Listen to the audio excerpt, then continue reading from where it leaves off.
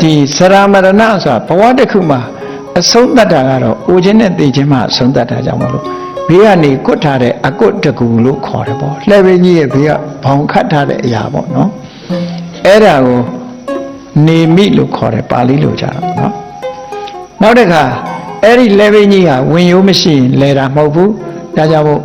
ကာမတဝဘဝတဝဒိဋ္ဌတဝအဝိဇ္ဇတဝလို့ဆိုတဲ့အာတဝတရားတွေဖြစ်ပေါ်လာမှုဟာဝင်ရိုးနဲ့အလားတန်တူတယ်ပေါ့ဝင်ရိုးနဲ့အလားတန်တူတယ်အဲ့ဒီဘဝယထာကြီးကိုပုံဖော်ပြီးတော့ကြည့်လိုက်တဲ့အခါမှာအဝိဇ္ဇာနဲ့တဏှာကပုံတောင်းဇရာမရဏကအကုတ်သင်္ခါရစသည်ကအလေကတောက်ဆန်နေအဲ့ဒီလိုဘိန်းကြီးဟာအချင်းနေကောင်းနေသမျှဘဝယထာမှာဒီဘိန်းကြီးပေါ်မှာလဲပတ်ပြီးတော့ဘဝယထာကြီးဟာမောင်းနှင်ပြီးတော့နေနေတာအဲ့ဒါကြောင့်မို့ဘုန်းကြီးတို့တွေဟာဒီ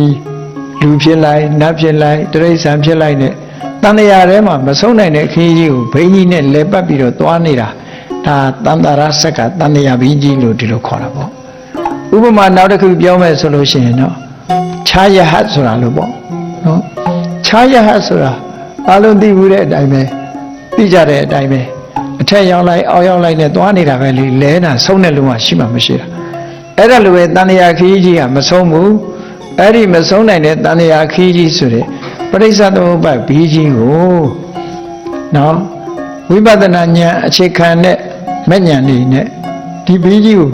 ဖြည့်ဆည်းပြလိုက်တာနောက်ဆုံးမှာအကန့်နေထောက်တွေကိုရိုက်ချိုးပြလိုက်တယ်ပုံတောင်းကြီးကိုခွဲပြလိုက်တယ်အကွတ်တကူတွေကိုဖြည့်ဆည်းပြလိုက်တယ်ဆိုဒီဘိန်းကြီးကလဲနိုင်ပါအောင်လားမလဲတော့ဘူးအဲ့ဒါကိုဆိုလို့တဲ့တိလဆိုတဲ့မြေပေါ်မှာရပ်တည်ပြီးတော့တရားဆိုတဲ့လက်နဲ့နော်အရတ္တမဲ့ဆိုတဲ့ဓာလက်နဲ့ကိုကင်ဆွဲပြီးတဲ့အခါမှာအဲ့ဒီဘိန်းကြီးကိုဖျက်ချလိုက်တာအကန့်နေအကုန်ရိုက်ချိုးလိုက်တဲ့အကွတ်တကူတွေပြက်လိုက်တယ်ဆိုဘိန်းကြီးကပြိုကျသွားတယ်ပြိုသွားတော့လဲနိုင်စွာမရှိတော့ဘူးအေးအဲ့ဒီအဓိပ္ပာယ်ကိုယူပြီးတော့အရဟံတန်တရားဆက်ရဲ့အကန့်တွေကိုဖျက်ဆီးပြီးခြင်းဖျက်ဆီးပြီးတဲ့အရည်ချင်းရှိတယ်ဆိုလိုတာကမြတ်စွာဘုရားဟာဘဝခရီးရပ်တန့်သွားပြီမသွားတော့ဘူးလို့ဆိုလိုတယ်ပေါ့ဘုန်းကြီးတို့တွေကဘဝခရီးကိုသွားကြအောင်ပါသွားကြတဲ့အခါမှာဘဝခရီးကိုဗာနဲ့စတော့အဝိဇ္ဇာနဲ့တဏှာနဲ့စတယ်ဘာနဲ့အဆုံးသတ်တော့အိုခြင်းသိခြင်းနဲ့အဆုံးသတ်တယ်ခြားထဲမှာဘာတွေဖြစ်တုံဆိုကောင်းမှုလုံးလိုက်မကောင်းမှုလုံးလိုက်ပျော်လိုက်ပါလိုက်ရီလိုက်မောလိုက်ဒါတွေနဲ့သွားနေတာလေအဲ့ဒါတွေကိုအကုန်ဖြိုချဖျက်ဆီးပြလိုက်လို့တဏှာခရီးရပ်တန့်သွားပြီဆိုရင်ဘိန်းကြီးပြိုကွက်သွားတာနဲ့အလားတန်တူတယ်ပေါ့ဒါကြောင့်မို့အရဟံအရတဏှာဆက်ရဲ့ဆက်ဝန်းရဲ့အကန့်တကူ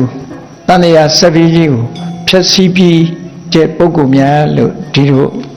ဒီအကြောင်းတွေကြောင့်ဒီလိုဖျက်ဆီးပြီးဖြစ်သောကြောင့်မြတ်စွာဘုရားဟာတကယ်အရဟံပုဂ္ဂိုလ်မြတ်ဖြစ်ပါပြီတဲ့။ဩအရေးချင်းနဲ့ဂုံရီနဲ့တွဲမှတ်ပြီးတော့နေရမယ်တရား။ဒါအဓိပ္ပာယ်တစ်ခု။နံပါတ်1ကဝေးကွာခြင်း။နံပါတ်2ကကိလေသာတွေကိုအနိုင်ဖျက်ဆီးပြီးခြင်း။နံပါတ်3ကတဏှာဆက်ရဲ့အကန့်တွေကိုဖြိုချဖျက်ဆီးပြီးခြင်းဆိုဟောဒီ3ခုဒါမြတ်စွာဘုရားနဲ့ပတ်သက်တဲ့အရေးချင်းတွေတစ်ခုပြ။ဟောနောက်တစ်ခုကျတော့အရဟလို့ပဲပေါင်းဖတ်အရဟလို့ပဲပေါင်းဖတ်တယ်အရဟဆိုတာကျတော့ထိုက်တန်သူလို့အဓိပ္ပာယ်ရထိုက်တန်သူထိုက်တန်တယ်ဆိုတာဘယ်သူကပဲရှ िख ိုးထိုက်တယ်လောကလူတွေကပြောကြတယ်ဟာမင်းဒီအလုပ်လှုပ်ထိုက်တယ်ဘာလို့လှုပ်ထိုက်တယ်ပြောတော့လှုပ်ရင်အကျိုးရှိတယ်လေ